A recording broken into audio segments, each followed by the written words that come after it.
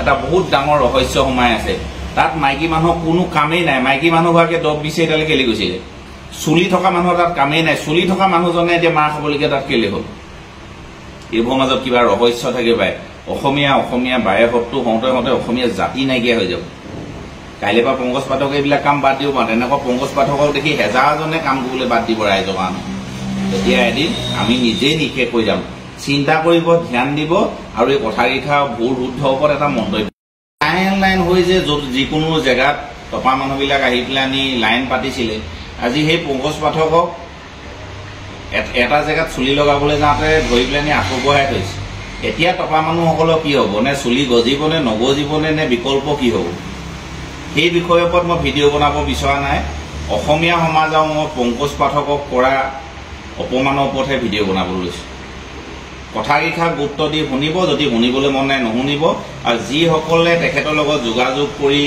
তেখেতৰ পৰা মেডিচাইন লৈছে কোনোবাই পইচা দি লৈছে নেকি তাৰ ওপৰতো এটা মন্তব্য কৰিব এইকাৰণে এটা মই মন্তব্য বিচাৰিছোঁ সেইদিনা শিৱসাগৰলৈ পংকজ পাঠক আহিছিলে ময়ো তেতিয়া শ্ব'ৰুমলৈ আহি আছিলোঁ বাটত দেখিলোঁ ইমানেই গাড়ী ভিৰ গোটেইখিনি টপা মানুহ কি হৈছে সুধিলোঁ তাত এতিয়া কৈছে যে পংকজ পাঠক আহিছে দৰৱ লগাল মই তেওঁক ছ'চিয়েল মিডিয়াত দেখি আছিলোঁ তেওঁৰ বিষয়ে জানিবৰ কাৰণে মই ওপৰ মহলত তেওঁ কামখিনি কৰি আছিলে উঠি গুচি গ'লোঁ তেওঁক বহুত দৌৰি মই আঁতৰৰ পৰা চালোঁ মানুহজন ঘামি টুপটুপিয়াই মাৰিছে মানুহক দৰৱ লগাই আছে তাৰপিছত মই তেতিয়ালৈকে গম নাপাওঁ যে তেওঁ বিনামূলীয়াকৈ দৰৱ লগাবলৈ গোটেই এখিনি ষ্টাফ লৈ আহিছে যেতিয়া মোক ভিতৰত ক'লে দুজন মানুহে যে দৰৱ যে লগাইছে পইচা পাতি নলয় সেইকাৰণে মানুহ বহুত হৈছে মই আচৰিত খালোঁ তেতিয়া তেওঁৰ প্ৰতি শ্ৰদ্ধা আন্তৰিকতা মোৰ আহিলে অহাৰ কাৰণে ক'লোঁ আপুনি শিৱসাগৰলৈ যেতিয়া বিনামূলীয়াকৈ দৰৱ লগাবলৈ আহিছে বিনামূলীয়াকৈ এমুঠি মই আপোনাক ভাত খুৱাম বুলি ভাবিছোঁ আপুনি খাবনে প্ৰথমতে তেওঁ মিচিককৈ হাঁহি এটা মাৰিলে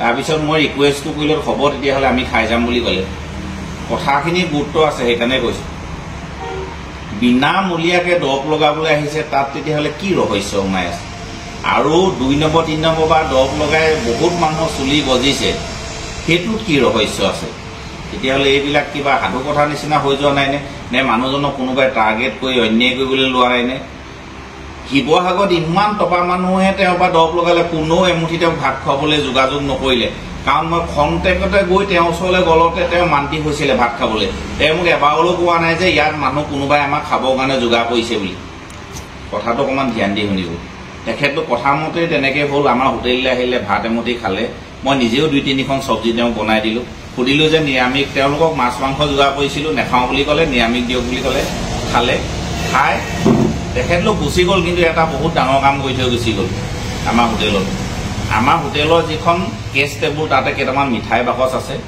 মিঠাই বাকচ এটা তলতে টকা 1000 বহাই থৈ গুচি গ'ল তেওঁলোক খুব সম্ভৱ 10 কিলোমিটাৰমান গুচি গ'ল গাড়ী আমি তাৰপিছতে দেখিছোঁ আৰু বেলেগ কাষ্টমাৰ আছিলে এওঁলোকে বস্তু দি আছিলে তেতিয়া মানুহক খোৱা বোৱা ব্যৱস্থা কৰি আছিলে মই মনতে বৰ দুখ পালোঁ লগে লগে পংকজ পাঠকলৈ মই ফোন কৰিলোঁ যে আপুনি এইটো কাম কেলৈ কৰিলে আপোনাক মই পইচা দি খাবলৈ নাই মতা নহয় বোলে আপুনিয়ে মানুহগৰাকীয়ে যিদৰে কষ্ট কৰি হোটেলখন চলাই আছে ভাল লাগিলে সেইকাৰণে আমি বিনামূলীয়াকৈ খাবলৈ আমাৰ কেতিয়াও সপোন নগ'ল সেইজনেই আছিলে পংকজ পাঠক সেইটো একদম সত্য মোৰ 2জনী ছোৱালী আছে মই সেইটো শপত খাই সঁচা কথা কৈছোঁ ইয়াত কোনো মিছা নাই মানুহজনে টকা 1000 তাত ভৰাই থৈ গুচি গ'ল তেখেতৰ কিছুমান সততা আছে কিন্তু পংকজ পাঠক মোৰ কোনো নহয় মাৰ ফালেও নহয় বাপেৰৰ ফালেও নহয় কাৰো ফালেও নহয় তেখেতক খন্তেকতে লগ পোৱা এজন অতিথি আৰু এজন সমাজ সেৱক বুলিহে মই ভাবিছোঁ আমি এটা গাঁৱৰ সাধাৰণ পৰিয়ালৰ পৰা আহিছোঁ অকণমান ব্যৱসায় বাণিজ্যত আগবাঢ়ি ৰাজহুৱা কামত যেতিয়াৰ পৰাই সোমালোঁ শত্ৰুতা আমাৰো বহুত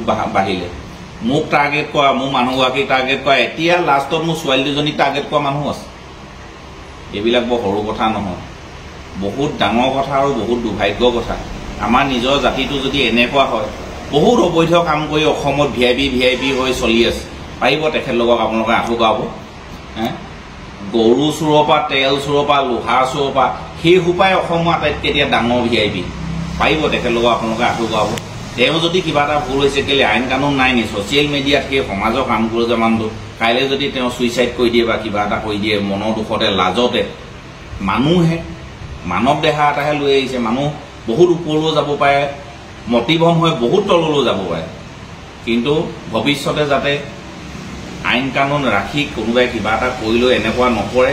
আমিতো সামাজিক কামৰ পৰা লাহেকৈ নমস্কাৰে দিছোঁ এইবিলাক দেখি। কাৰণ মই এটা অসুখীয়া মানুহ, কোনোবাই গৰু পিটন দিব কিবা এটা সুবিধা লৈ, সেইটো সুবিধা মই দিবলৈ নিবিচাৰোঁ। সামাজিক কাম কৰিবলৈ বিশেষ নিবিচাৰোঁ। এটা ল'ৰা ভৰি লগাবলৈ আছে, সেইটো এটা কাহিনী। এটা ল'ৰা ভৰি এটা নাই, লগাবলৈ হ'লে 1.5-2 লাখ টকা লাগিব, সি খোজ কাঢ়িব পাৰিব তেতিয়াহে। মই সেইখিনি যা যোগাৰ কৰি আছোঁ। এদিন বাপেকে আহি আকৌ পানী খাই চিঞৰিছে, ভৰিটো সোনকালে লগাই দিব লাগে। তাৰ বাপেকে আহি চিঞৰিছে যে পানী এসোপা খাই আহিছে। অসভ্য মানুহ বাপেকটো, সেইটো মই 100 বাৰ ক'ম, মহা অসভ্য।